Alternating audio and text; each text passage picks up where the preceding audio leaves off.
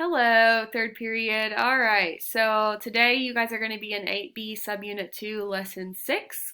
I am at a professional development today. It's a conference, and so virtually, and therefore I can't stream in today, so I'm going to make this video for you guys to walk you through the cards today. So right now, I want you to pause this video and complete 5 vocabulary activities. After you have completed 5, then you can start the video and move on. Here's how I would make this easier on myself. I would open up 2 separate tabs, 2 different screens. I would open up the video on one side of my computer, and then I would open up Amplify 8B subunit 2 lesson 6 on the other side. I think that's going to make it easier for you. So when you're pausing to go do your vocabulary activities, go ahead and open up 2 separate screens. Now that you've done your 5 vocabulary activities, I want you to go into number 2. And we're going to discuss the meaning of justice. So you consider the concept of justice and create a shared definition. You're just going to create a definition on your own. I want you to answer these polls. How just or unjust is each scenario? Read each scenario, then choose an answer option to rank how just or unjust it is. So poll 1, poll 2, poll 3, poll 4, poll 5. Go ahead and pause the video and answer those polls.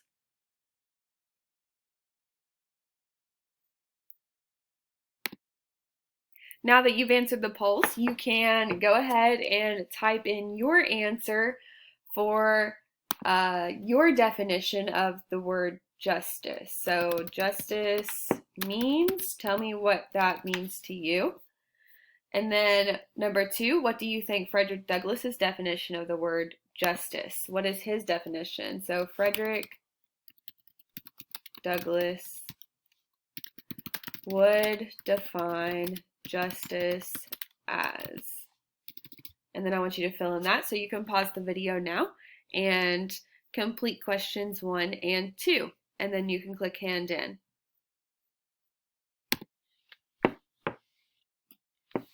All right, moving into card number 3, you're going to examine a series of violent crimes as described by Douglass. So this chapter is very, very heavy. And what I need you to do now is pause the video and read chapter 4 to yourself, and make sure that you are annotating as you're reading, so you can underline important parts and then make notes about what is happening. Practice that comprehension monitoring. You should do sit up, head up right now, and practice comprehension monitoring. All right, now that you guys have read chapter 4, I want you to go into this chart and you're going to answer, what did each of these slaveholders do? What was the outcome? So, for example, the thing that Mr. Gore did was he shot and killed an enslaved man. The outcome of that, or what happened as a result of it, was no consequences. People respected him, okay? Which I'm sure whenever you read that, you were as upset by that as I was. So now I need you to do that for Mr. Landman and Mrs. Hicks. So pause the video now and get that chart filled in.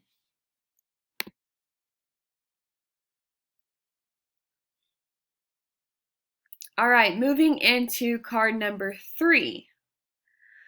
In this one, you're going to examine the series of violent crimes as described by Douglass again. It says, Mr. Gore's argument for his violent behavior is that unless he did something to stop Dembe's disobedience, all the other enslaved people would follow his example. In paragraph 5, Douglass writes in reference to Mr. Gore that he is now, as he was then, as highly esteemed and as much respected as though his guilty soul had been stained with his brother's blood. So highly esteemed means like people think a lot of you if you're highly esteemed, and respected, okay? We know what the word respected means. So based on what I just said, what is the meaning of the phrase highly esteemed? Number 2, Douglass uses the phrase his brother's blood. The pronoun his refers to Mr. Gore, who is the brother.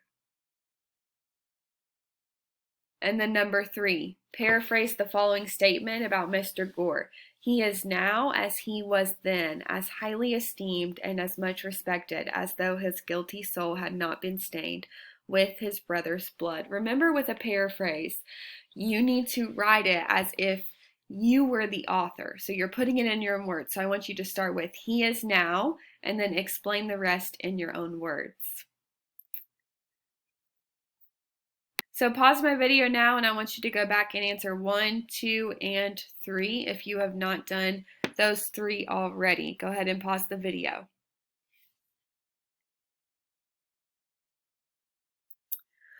All right, number 4, think about why does Douglas use the words highly esteemed and respected in the same sentence where he uses the phrase guilty soul? Those seem to be very contradictory terms. Why do you think he would do that? What is he trying? I think that there's something he's trying to show us there about Mr. Gore and how people see him, but also how just because of the way people see him does not mean that's really the way that he is. So thinking about that as we're moving forward, let's go into card number 4. Make sure you've clicked in or handed in card number 3, and let's go to number 4.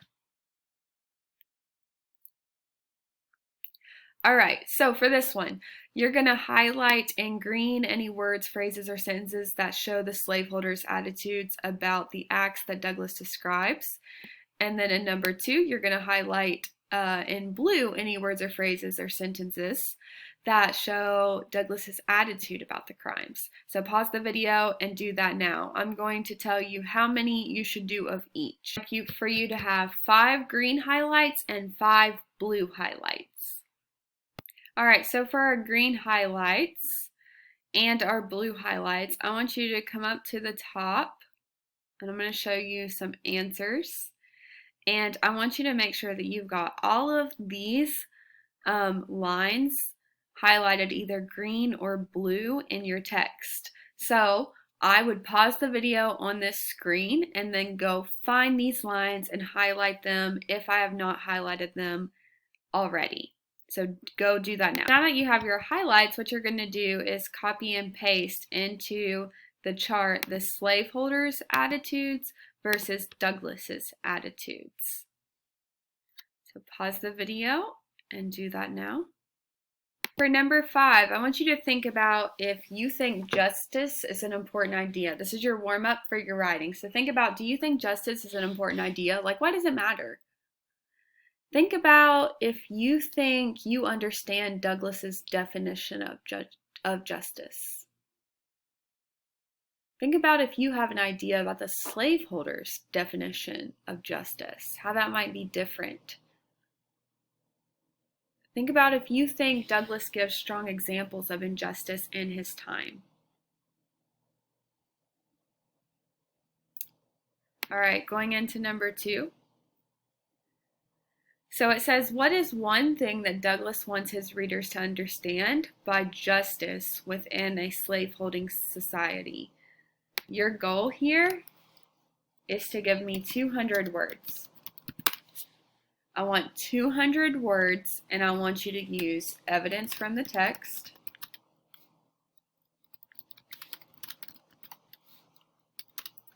at least 3 pieces of evidence. And you guys know what I'm going to say. After you put a piece of evidence, you need to have an explanation to that evidence.